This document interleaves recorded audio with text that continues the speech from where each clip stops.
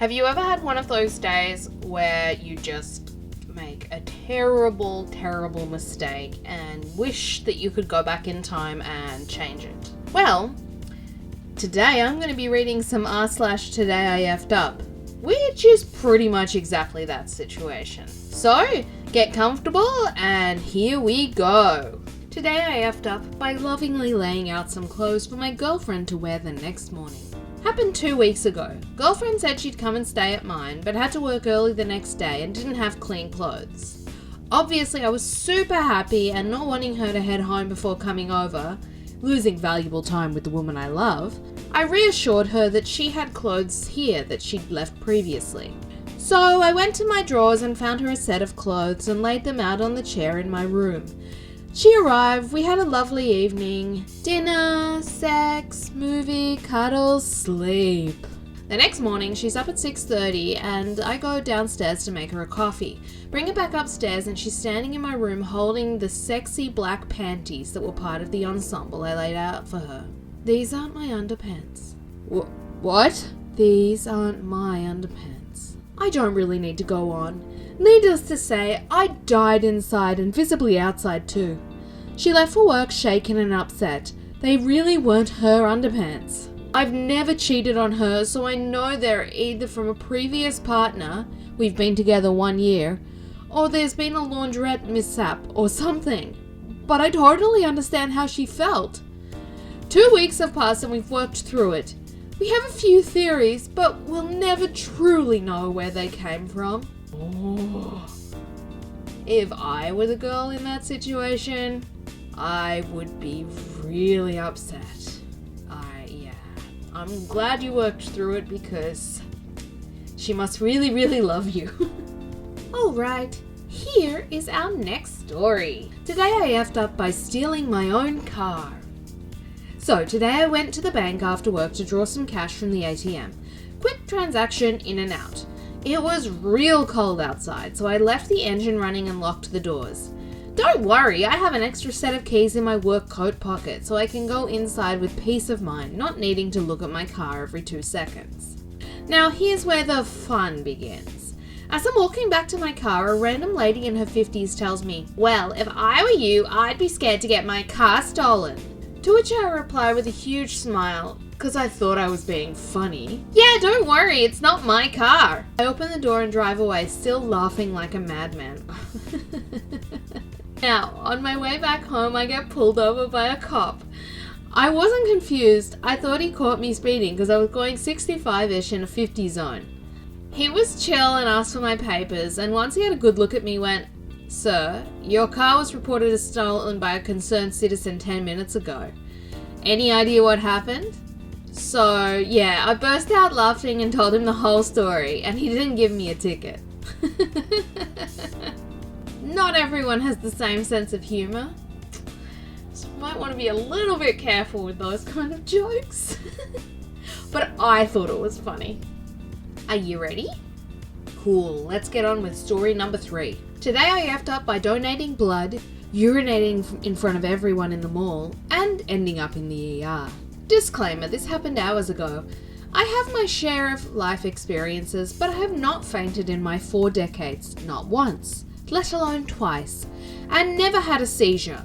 I have donated blood several times. I enjoy normal health. Giving blood is a habit I picked up from my former boyfriend. I look forward to it, especially during this pandemic. I met the minimum hemoglobin requirement of 12.5 grams per DL for women. Mine was 12.8. Earlier, I consumed a full meal and 2 Lindt milk chocolate truffles to give myself a sugar boost. The blood drive was inside a mall. I loathe going to the malls, but the schedule worked for me. I had been hydrating, so I paid a quick visit to the restroom beforehand. After donating, I waited twice the suggested time to be safe and consumed 3 apple juices in their snack room. I decided to treat myself to the number 5 meal combo at Chick-fil-A using their app on my iPhone 8 with a 17% charge left. I began my journey to the food court to pick up the order on my way to the parking. Suddenly, the hallway started to narrow down to a tunnel vision. My number 5 was ready, but the distance felt like eons away. My body was shutting down. I sat down on the floor while mall goers passed by. After a few minutes of contemplation, I got up and started walking to the blood drive. They would know how to help, but everything became so heavy, slow, and pitch dark. I woke up, first to darkness, then concerned voices. I began to see mask-covered faces. Some recounted how I fell, how it was a seizure. Some said, "Bring water." Kind strangers helped me slowly get up. I wanted to say thank you, but my tongue became too heavy to conjure up words. I saw a man bringing iced water. That's all I wanted at the moment. So I extended my hand. Then I noticed water on the tiles between my feet. How can the glass in his hand remain full while trickling its way between my feet? I looked at the water in his hands, then the water between my feet. How could it travel so fast? The physics didn't add up. What was happening, Murph? Everything went black. This time I woke up to medics who'd arrived from the local fire station, asking questions to ensure I was still functioning. Answering felt like death. My brain couldn't fathom why bystanders said I had urinated in real time. Why would I do that? Understandably, to their shock, they repeated it a few times until a person said, "Would you guys stop reminding her? Stop embarrassing her! Cover her legs in the leakage!" Soon my legs and some of my dignity were covered in sheets. I accepted that I was having a very human moment. The next 20 minutes felt like an eternity. I lay in my piss, pain and shame in the company of kind strangers. I had fallen forehead, teeth, then knee first. An ambulance took me to the ER. During the ride, all I could think of was the line from Game of Thrones. Men shit themselves when they die. I told this to the medic and we decided it could be worse, then proceeded to puke my guts out and filled the bag. Never thought I would say this. The scent of Lindt chocolate truffles was strong with this one. By the time I gathered enough awareness and energy, my phone was at 5%. I informed fam. Soon the phone died. A nurse brought me their charger. After the required tests, an IV drip, and a few hours in the ER, I was sent home with benign vasovagal syncope. The nurse asked, "Will this make you stop giving blood?"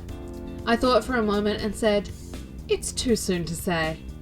We both shared a laugh, and I lived to tell the tale of piss and passing out and wished never to lay eyes on the Lindt truffles again.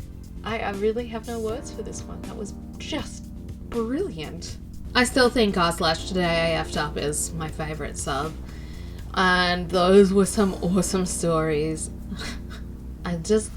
God, I love it. Thank you so much for watching today. Please give the video a like and also subscribe if you haven't already. And I will see you next time. Bye bye.